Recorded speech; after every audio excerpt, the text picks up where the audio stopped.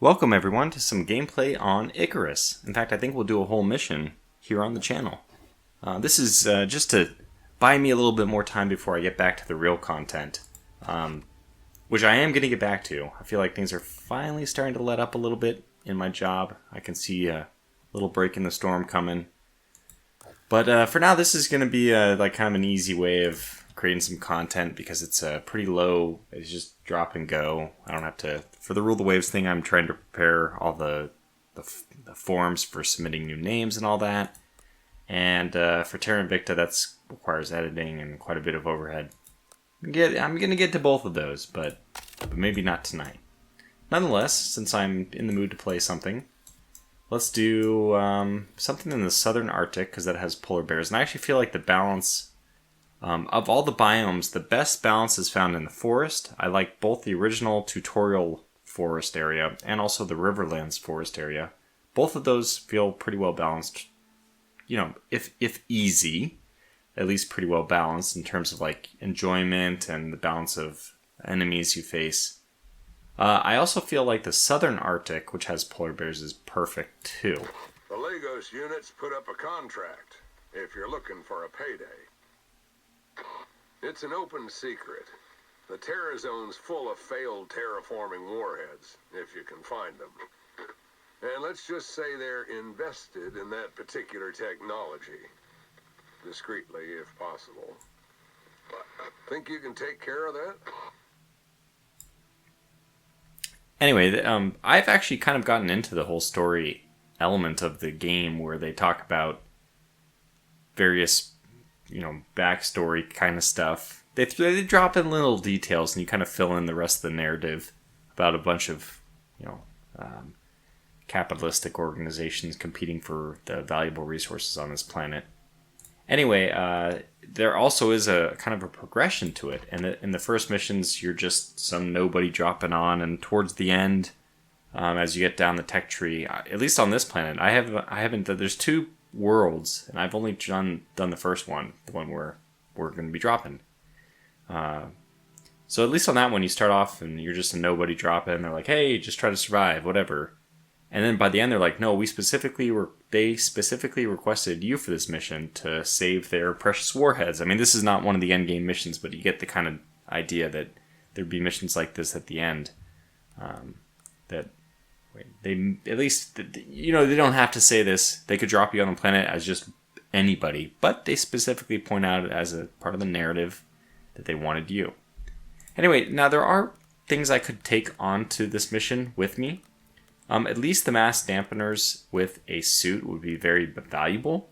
That will also mean, however, that I would have to come back out in my dropship. And it would also mean that I'm showing you some gameplay with a little bit of an edge. I'm going to just drop without anything. I'll make it an open lobby. I don't think anybody will be joining us, but just to keep my default choice there. So this mission does involve the Southern Arctic. I tried to play it one time and the game actually bugged out, which is a nice segue into the fact that the game, ICARUS, is still early access. It really doesn't feel like it. I don't know if I've gotten many crashes, maybe one, the entire time I've played it, which is now probably well over the 100-hour mark. Okay, we're coming down. We are coming down in the middle of tutorial land. And we're actually supposed to be coming in from space, and hopefully Tom Petty's song will be... Graphics haven't loaded in yet. Wait, do they now? Yeah, there's Free Falling by Tom Petty. Very clever. But, I mean, there's a little bit of love done to the cockpit here. It's nice. This far from Earth, the Lagos unit can do more or less what it likes. They're interested in terraforming tech and what it can do for them in the future. Because there's a lot of ICARUS out there beyond the Terra Zone, and a lot of bio-warheads that never went off. That tech was beyond top secret. Now it's just waiting out there for people to find them. Someone must have sent them some intel because they want you to investigate a few locations, see what you can turn up. check your map. Stay safe and wash your hands afterwards. Alright, is this little rock? There are several ways you can get tools. I mean, there's different orders you can get the tools, but I usually like to get the stone pickaxe first, since I do find myself, at least in the forest biome, limited by the amount of stone for developing the other tools. So this is it. We dropped onto the planet. Ignore the obvious narrative question mark, which is why are we dropping from a spaceship but then using a stone pickaxe to harvest things? Can't we just use, you know, some kind of space technology, which apparently we have, and interstellar travel to boot, but yet we drop down this planet in the Stone Age. Yeah, it's all just part of the game's gimmick, and you know, I joke around. I think a lot of people probably joke around about it a lot, but there is some attempt to tell why that is in the backstory about how, like, you're supposed to be, like, you're very poor, or it's very expensive to drop stuff. I frankly forgot exactly what the narrative was, but there's something there to try to explain why it's happening the way it is. And, you know, if it didn't happen this way, the game wouldn't be as fun. So, you know, there's something to it. If you just dropped with the full kit, the game would have to have a different way of progressing, and it doesn't have that. So right now we're in what I would like to call tutorial land. And there's nothing really that dangerous over here. There's no bears even. In fact, the most common predator we're going to see in these parts, is the only predator, is a wolf. And the wolf is, although originally very scary when you first start playing, it ends up being, honestly, it might not be the least scary predator in the game.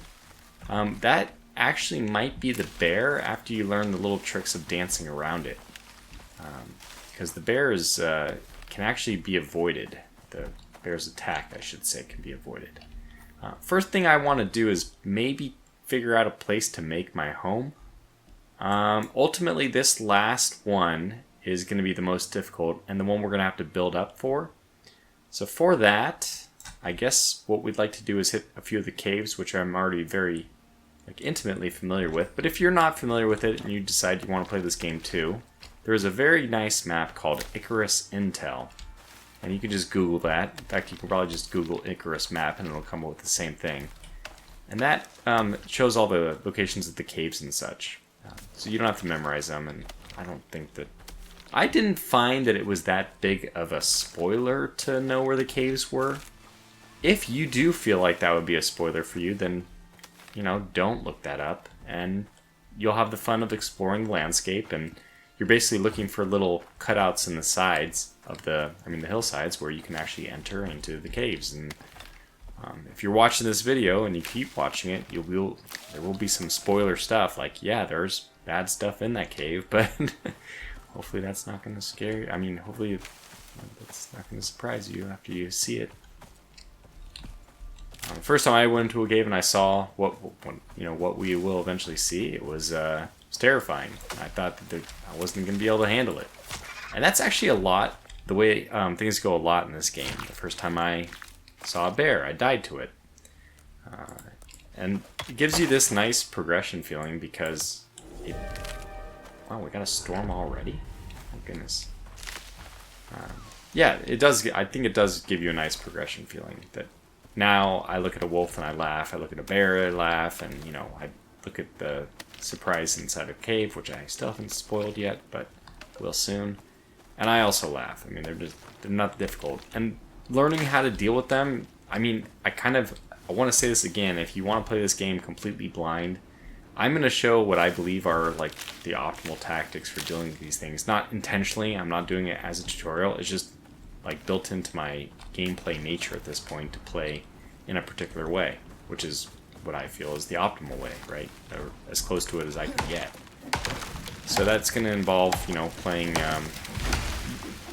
essentially, I'm showing off hundreds of hours of, or at least 100 hours of gameplay, what the results of that are, what are the strategies that you hone over time.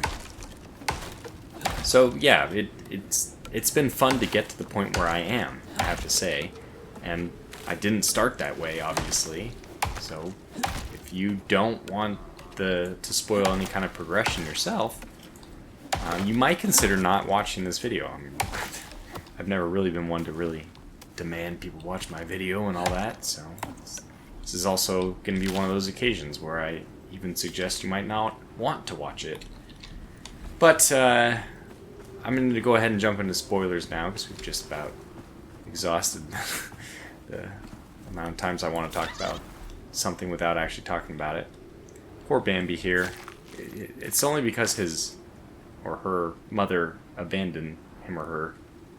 Where did my mouse cursor go? This is one problem okay, there are very few problems I have with the game, but the few that I have I think are pretty... yeah, they're... To me, you run into them frequently. One of them is losing your mouse cursor trying to find that take all button. And if you could just hit spacebar or something, which I haven't tried, maybe that does work. Let me try spacebar next time. But it would be nice if there was just a key press you could use instead of having to find the mouse cursor on that. And here's another one, very similar. This should be a wolf, right? Good.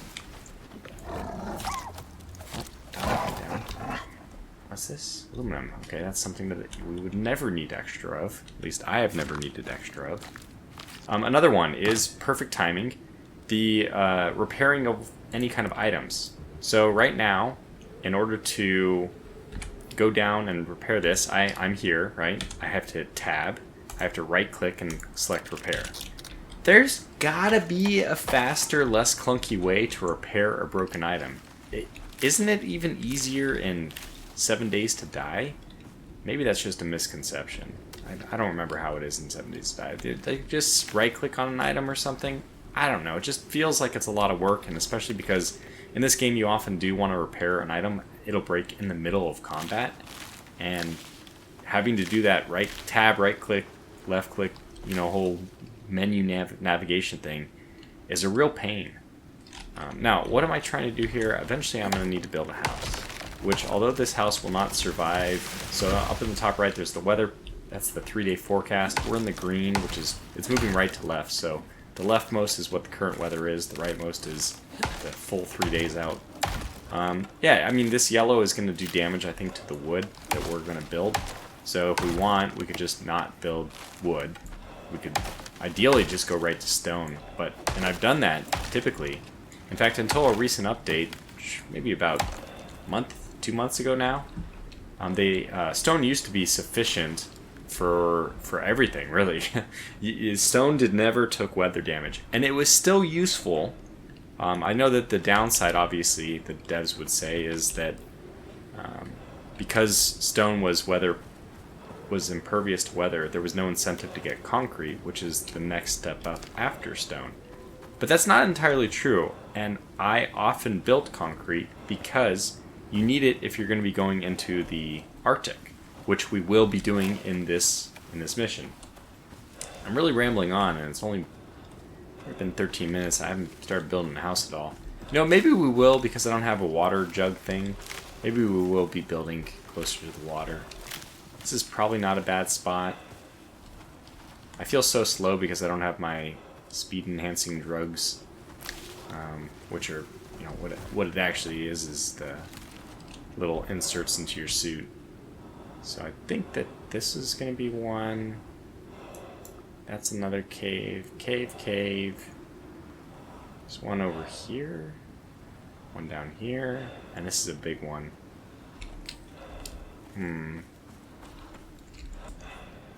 That's another thing I forgot, by the way. There's no pause in this game. The only way you can pause is by returning to character select screen. That's just kind of crazy. That the only way to pause the game is to leave it.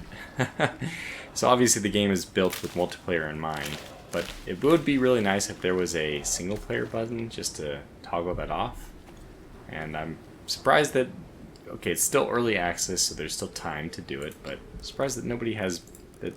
That surely can't be that difficult to implement, considering every other game has done it. In fact, I even know how to do it. You put in your main game loop, you just put an if game paused, skip these things. But not yet implemented. So, what kind of house do I want to build? I think I'm going to go for a 2x4. There are tiles, as we'll see. In fact, I can demonstrate that. One of these being a tile. So a 2x4, we will need 8 such tiles. And this seems sufficient to me to build like right here, I guess.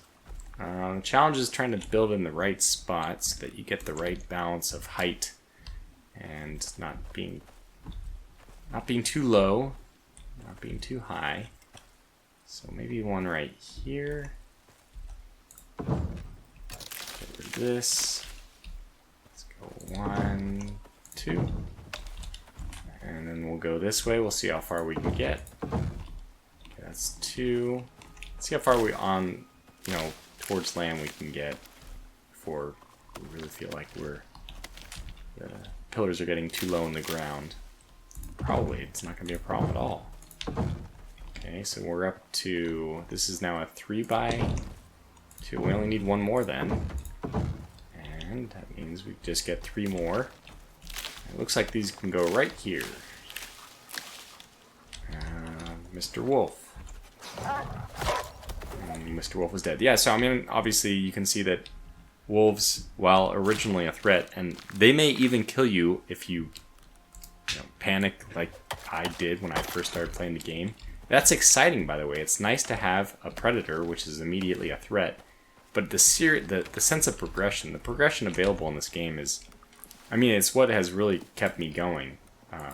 The game really, I feel like there's a lot of gameplay available to you when you buy this game.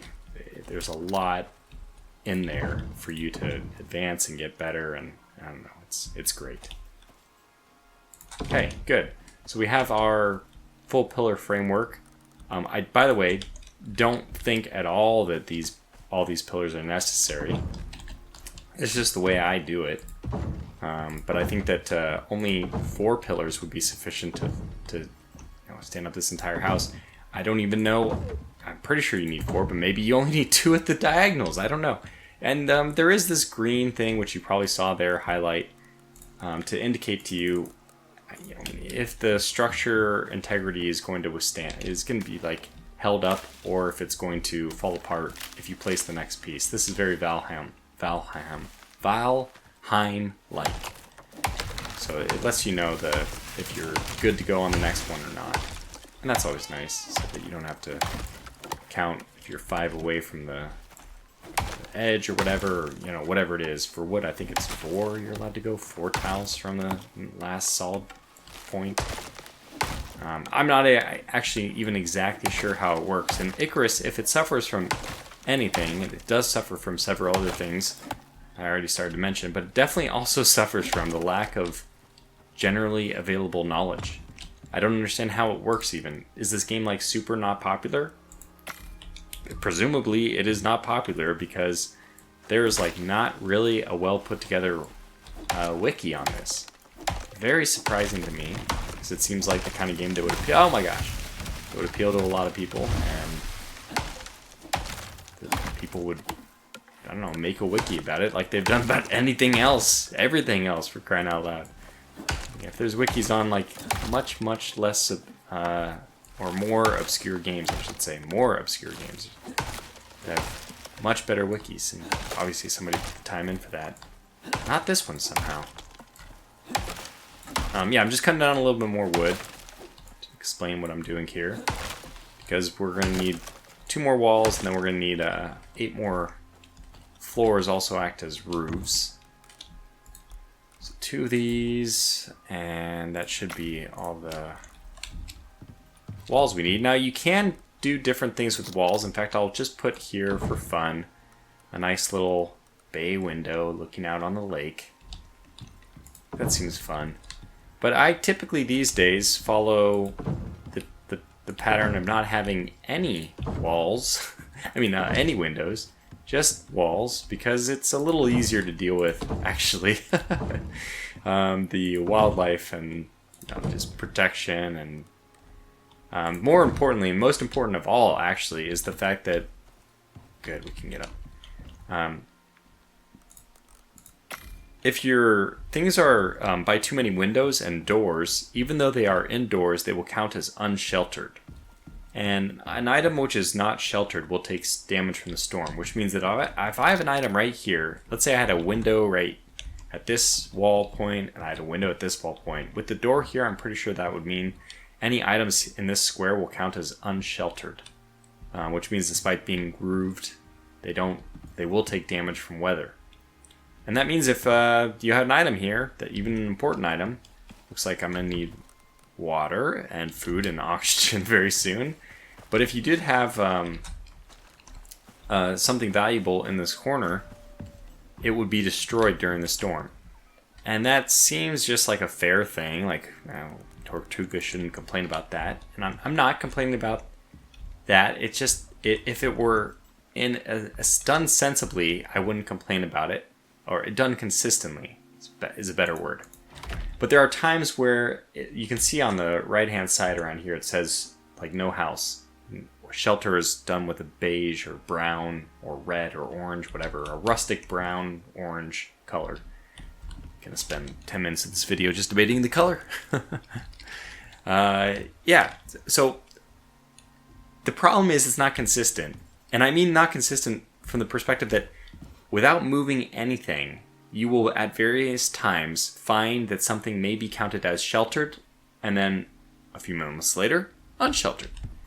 So the system is not consistent. I don't know how it's calculated, but it's just done in a way where it's, well, it's not consistent. I guess that's just the definition of inconsistency. It does not make it. So I don't know why that happens. I've seen it also that where you put things by a door and you need the door shut. Otherwise it doesn't count as sheltered. I also don't like that. I mean, that's fine, by the way. I mean, it's fine if they want to specify that a door open doesn't count as sheltered. Kind of makes sense. But did I build my 8 floors yet? No. Get those. Can we make them? No. Okay, we get 4, and then we'll cut down yet another tree. I mean, I know that point was not very well made and kind of like overly dramatic, it seems, but yeah, it's just weird that the algorithm isn't known. There's no wiki on like having a wall with a door and a window within one tile or something like that. There's no algorithm that I can tell, and I think we could probably sit down and figure it out together.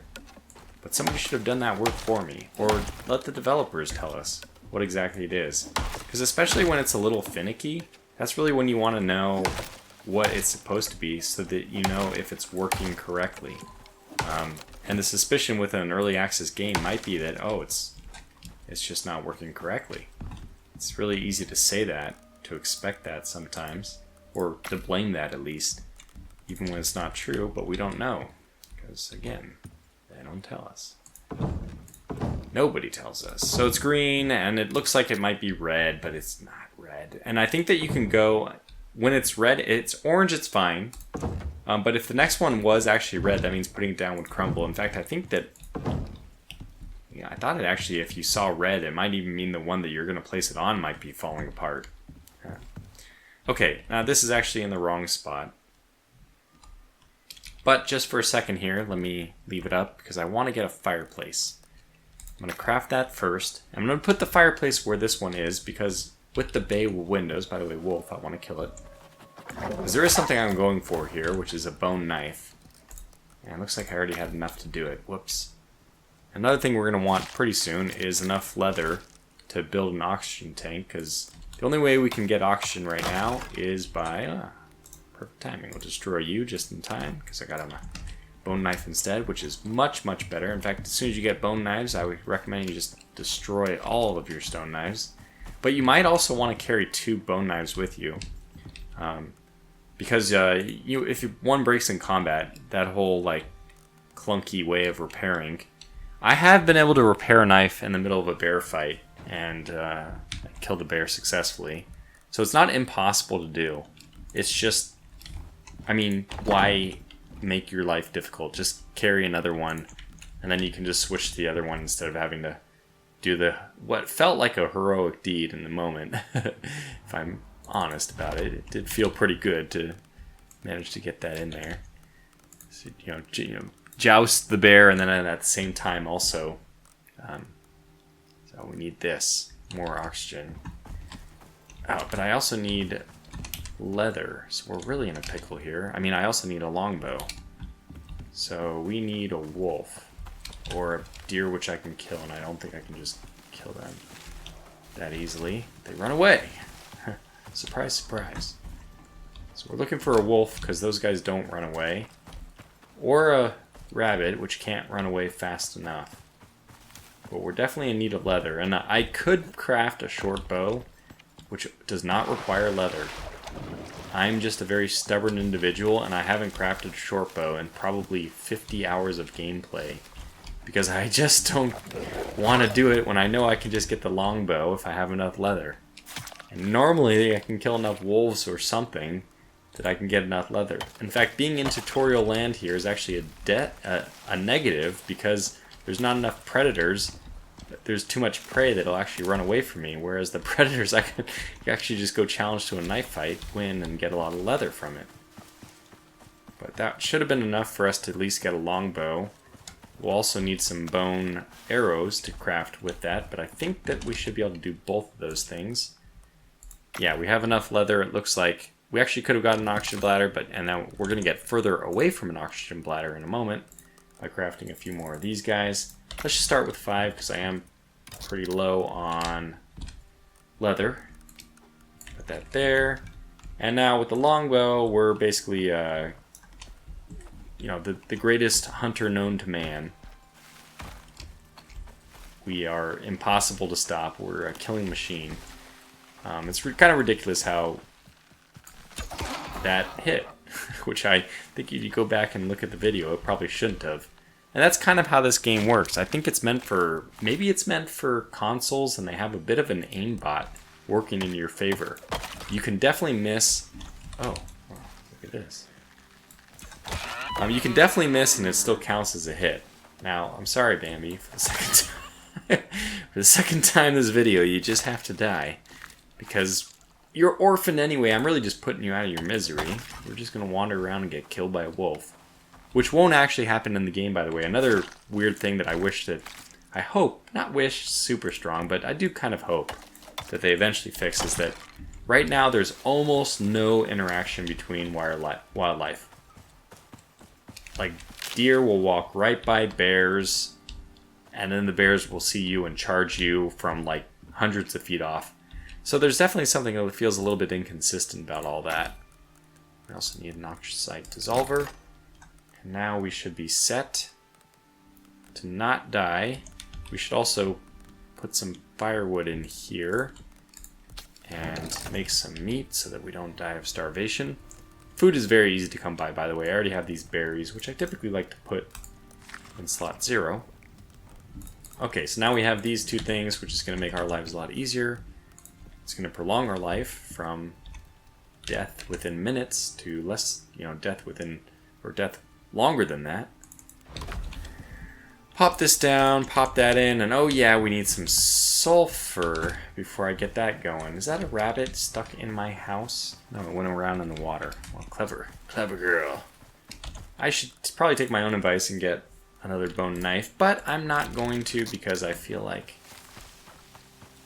I'm too good at this game. Famous last words, hopefully. I'm completely okay if I die for being an idiot like this, but there's a sulfur so we can get oxygen. This is pretty important. Oxide dissolver needs oxide, obviously, for its main fuel, but it actually needs sulfur as a filter. There are lots of elements of this game which don't really make sense, like why do you need an if you have an oxygen tank, how do you get pneumonia from breathing bad cave air? It's just always been something I've joked about. Also because I hate pneumonia. I hate, when that thing goes into effect. It's done for a good reason. All of these things are like interesting game mechanics. The reason why they don't want you to live in caves because caves count as protected. So if you could just live in a cave without consequence, you would just ignore all of the weather. I mean, the fact that my wooden house is going to get blown down by a storm wouldn't matter if I built it within a cave. But when I'm in a cave, I suffer from the possible disadvantage that I'm going to get pneumonia, which is going to have my stamina. I honestly think it's not as bad as it could be. It's not terrible. Now we're full, and well, you know what? I'll take the rest of this. Well, I'll take one extra meat just in case. Only thing we're missing now is oxygen, which, there it is. And at this point, I've now showed a lot of the basic things we need to survive. Next thing I should probably get is craft a water skin, which means I need to look for these yellow bars. Now these yellow bars, by the way, are a skill which I unlocked, and I haven't gone into this yet. See, did you see that? I wasn't aiming at that one. When I talk about an aimbot, thank God I talked about that ahead of time so I can just point out this is exactly what I mean. And it can be a lot worse than this. Not just myself, but I and other people I played with. In fact, I think everybody else I played with has experienced where you shoot in this direction and the arrow goes 90 degrees to the right or to the left and hits another target. So I feel like somewhere in their game code, they have like, if it is a bullseye hit, then play this animation, or like they have some role whether or not it's going to be a bullseye hit. And then if it is a bullseye hit, then do this special thing. And that special thing which happens doesn't always apply to the right person or thing. Did we hit a tree there? How did I not kill you? I never miss. It's a rabbit. Of course I missed. So, I mean, because of the aimbot stuff happens, I don't even really try with the arrows. Sometimes I just, like I just did, I just aim kind of for the yellow hit bar, which, again, is a talent, which I have unlocked somewhere in here. I think it's this one. There it is. See animal health bars. Very important. This is my tech tree, by the way. Done some resources in order to get extra yield from mining iron. I think that was a very good investment, by the way. I think that I could probably recommend my tree. Look, I made my tree the way I did without, definitely with some amount of thought, as you probably can guess if you're on my channel. Yes, I do think about things a lot, and I think I've pathed myself a pretty good tree as far as the character RPG tree goes. Let's put this in here because I don't have very much oxide left. We can create poison with that later. I think what we're going to need next is to get a a textiles bench. And we need wood for that. Okay, fair enough. After that, we can actually craft ourselves a backpack. That's also where we can get our first tier of leather armor. But I might skip that, just forego it for eventually the cured leather armor, which requires the next tech up. But probably it's worth waiting for that. I mean, there's nothing wrong with doing both. I'm just kind of resource min-maxer at this point. And I know that we need leather for both of these, so I'd rather not waste leather on the earlier tier armor when I could just go right to the second one. And that's definitely not the way I played when I first... I mean, even like 50 hours into the game, I'm sure I would have just stepped up one at a time. But I'm kind of I'm smelling my own vapor. I'm getting a little high on my own supply. But I believe I'm very good at this game. It might even be true. I think I am pretty good at this game at this point. Not the best. I don't know what the best would even look like, but very proficient. Now let's get this water skin. I hope I die a lot and eat all the words. I fully deserve it. But if I don't, it's also fine. Oh yeah, that's right. I didn't take a suit with me so I can just disappear as soon as the game's over. The advantage of not taking any workshop items down with you is that once the mission's over, you don't have to go back to your pod. You can just exit the game. Now, I don't know if this I will be very upset if this mission requires you to run back to your pod, then I will have done all this for nothing. As in landed with nothing for nothing.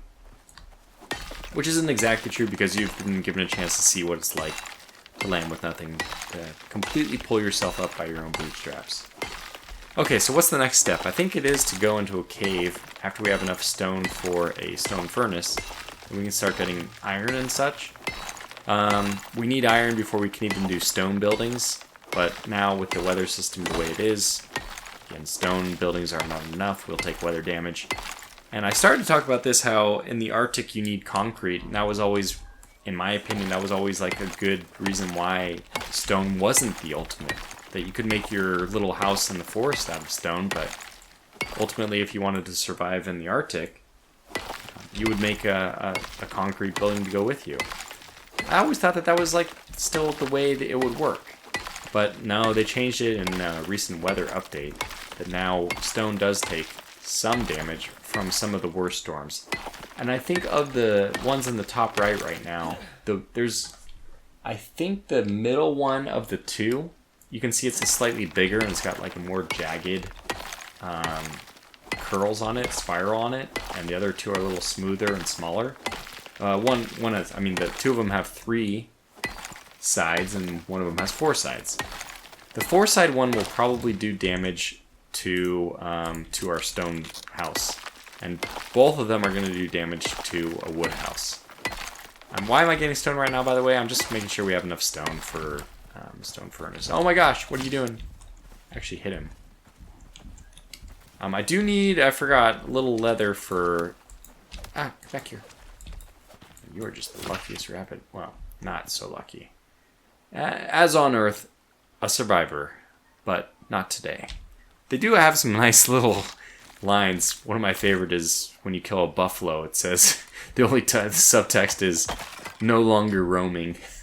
I love that. Very clever. So you can read the little subtext for the different animals as you kill them. I think that they probably had one when I killed Bambi, but I didn't even notice. I've read them 100 times at this point, so I didn't pay attention. Anyways, what we need to do is craft a bedroll so that we can sleep. And I mentioned this in my little channel overview video. Sleeping does not pass any time. It just acts to move the sun back to the start of the day. And you'll see that in a moment when I do this. Ta-da! It's now 7 o'clock. No time has passed. You can see that this fire has not gone any further. We still have 2 pieces of meat. They're still nothing happened. The only thing which happens is that the sun is reset. The sun position is reset. That's fine. I actually kind of like the mechanic. I think it works well. But anyway, what are we doing here? So we do have a lot of stone, and we have enough, more than enough, way more than enough to do a stone furnace, which is good. That stone won't go to waste. We'll need it for concrete eventually. And yeah, I am thinking we might try to go all the way up to concrete. Although you don't need it. We don't need it, and we don't need it. I might not. So this, I'm not even sure. I did this nice big window just for you guys, for a little aesthetics. But does that count as sheltered? It does now, but will it in a moment? I don't know. What will increase the chance that it does count, I believe at least, is by putting these wooden windows up. From what I can tell, putting these up kind of like staves off. Now, when they're closed, it counts as sheltered. Just like the door being closed will count. And speaking of doors, whoops. But when they're open, I'm not sure if having one on there helps to some degree, or if it's just in my imagination. Probably just my imagination. Anyway, this is probably a good place for us to wrap this first video up. I expect that this will be a 4 or 5 video series. It's going to be fun and easy just to pick this up, quickly throw it up on YouTube. Just again, a reminder, if you made it through all of this video and you're interested in such information, really, Terra Invicta and Rule the Waves will be coming out pretty soon. Hopefully within 2 weeks, let's say. One or the other, maybe not both at the same time, but we'll be getting there. We'll be making some progress on that. Because I was actually planning to do that recording next, but I just realized that both of them are going to require a lot of overhead, and I don't always have time for the overhead, but this was easy enough to record. So, thanks for watching this one. I'm not even going to ask for a like. Well, okay, I guess I just did by mentioning it. But this is going to be a small series. It really is for fun. I guess the likes or dislikes in this thing would be a good way for me to measure how interesting this kind of content is to people. I'm still focusing on Terra Invicta and Rule the Waves, so let's not lose sight of that. But if I was to decide to play these kind of survival games, the more building ones, I remember I was playing the other one, Medieval Dynasty, and that was a load of fun. Those are both kind of things that I wouldn't mind doing on a channel. I just don't, they aren't like the focus for my channel, so I've generally avoided doing them. So let me know your thoughts, one way or another, however that message gets across. I'll try to read it. Until the next one, thanks for watching. Stay safe and take care.